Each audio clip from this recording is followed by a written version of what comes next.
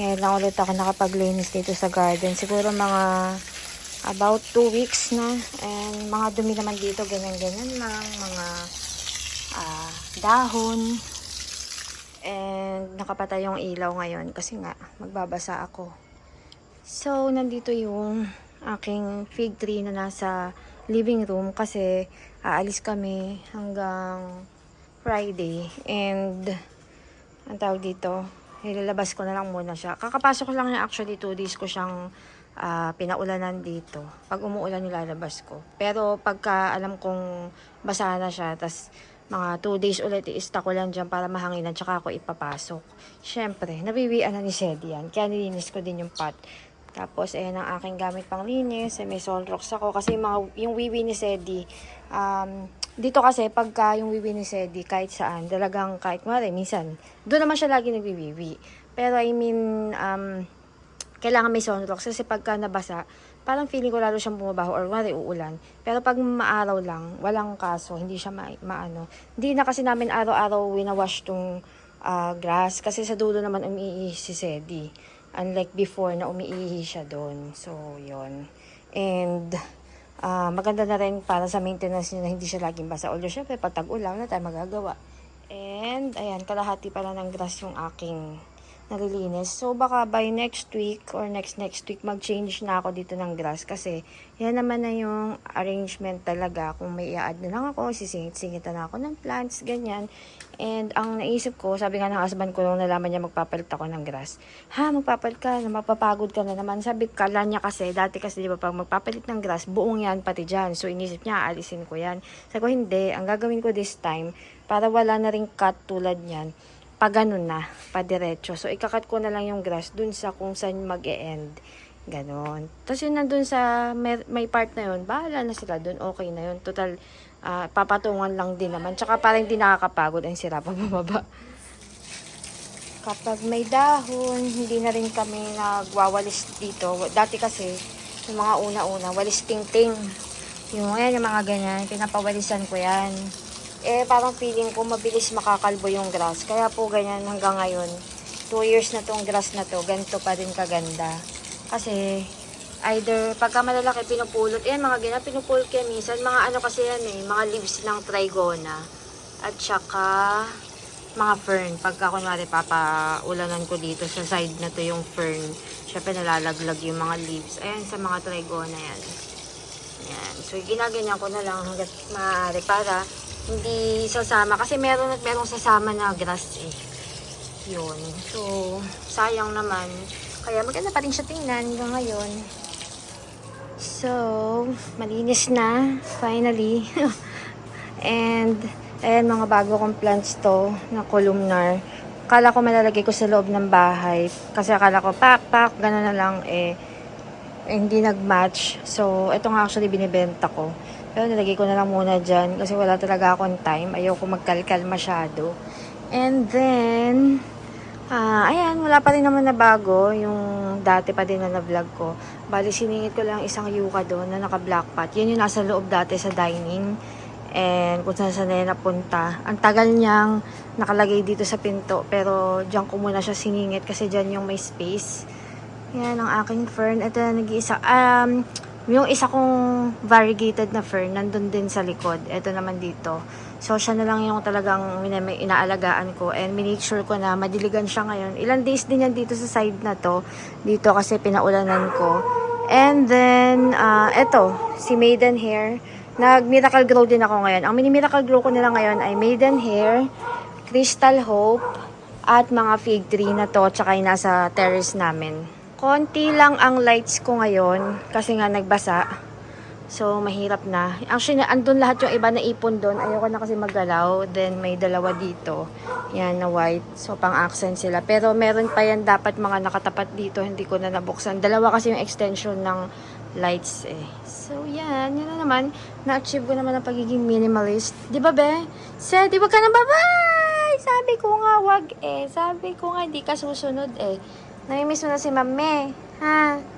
Tagal ni Mame, kasama namin si Sedi bukas. Hindi pala pwedeng sabihin, baka magtago. Baka magtago ang Sedi. Kasi ayaw niyan umaalis. Yan pala. Sorry, excuse sa ingay. Isa umuugong yung aircon kasi yun sa kwarto namin. Ayan ang nalagay ko na Christmas lights. Yan. So, hindi ko pa nakakabit yung ibang curtain lights. Meron pa akong dalawang mahaba. Nalagay ko sana dyan. Or dito ulit sa gilid. Dito pag hindi ko sure. Sobrang busy talaga. Yan nga. Siningit ko lang yan kahapon eh. So, ayan. Ito ang dalawang to bago.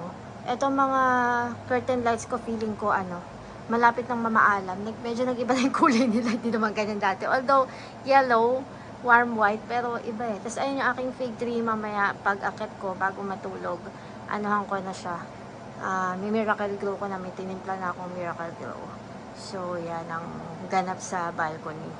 Tapos ayan, dito sa likod, mga loam soil na lang ang nakalagay. Wala nang mga kung ano-anong nakalagay. Talagang ang dami kong diniclutter, ang dami kong binentang plants kasi gusto ko talaga yung mga best of the best na lang ang matitira. So pagpasok mo, ganyan ang kita, likod ng mga fire stick hindi ko inalis kasi pampalash pa rin yan dyan sa likod. Di ba Sedi? Ayan, dyan siya nagbibibi dito sa mahiwagang bato na to. Dyan, then dito, yan. Di ba be, yung mga spot mo eh.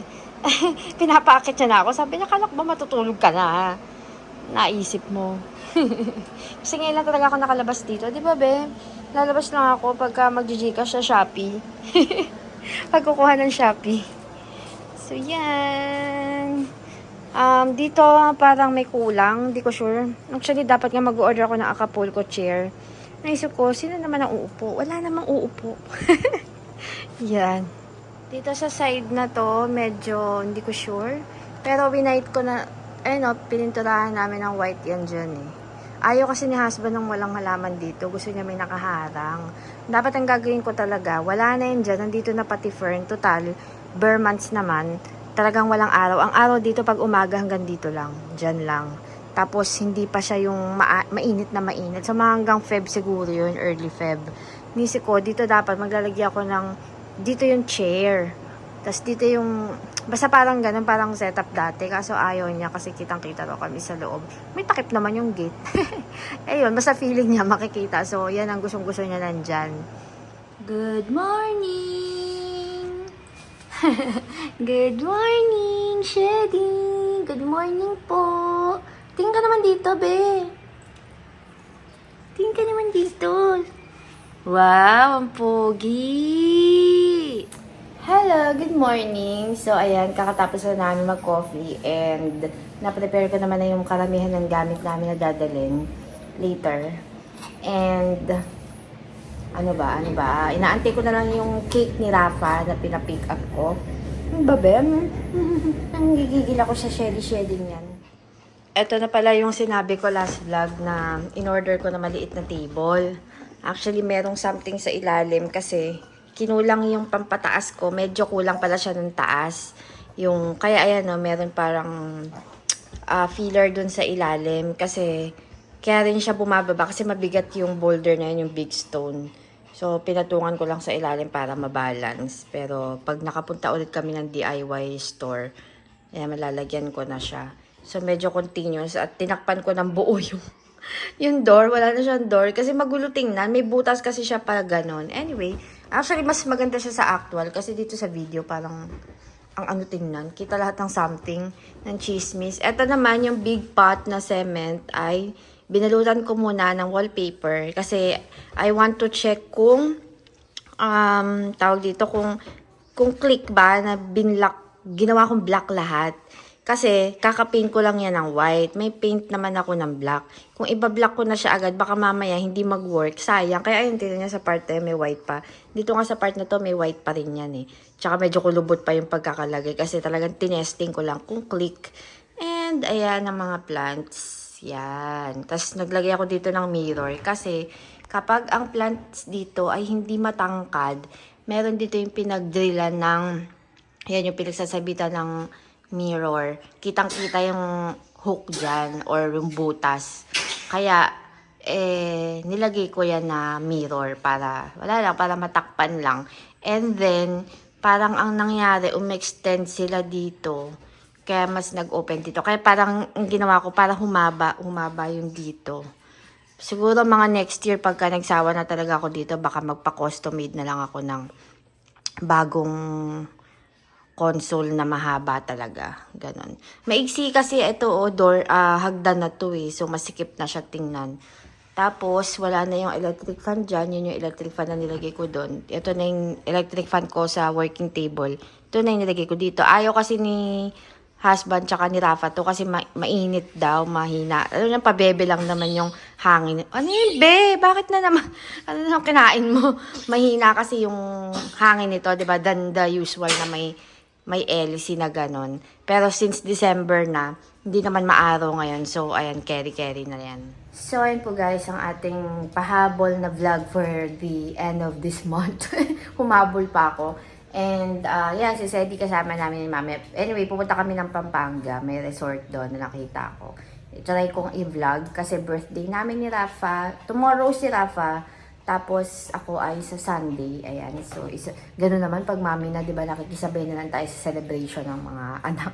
Although, ako hindi talaga ako ma-celebrate na tao. Ano talaga ako, more on, may iti-treat ko lang yung family ko or may bibilin akong something for our family or for myself para parang ano lang, para sa pag-work the whole year, ganyan. So, i-vlog ko na lang yung aming pupuntahan.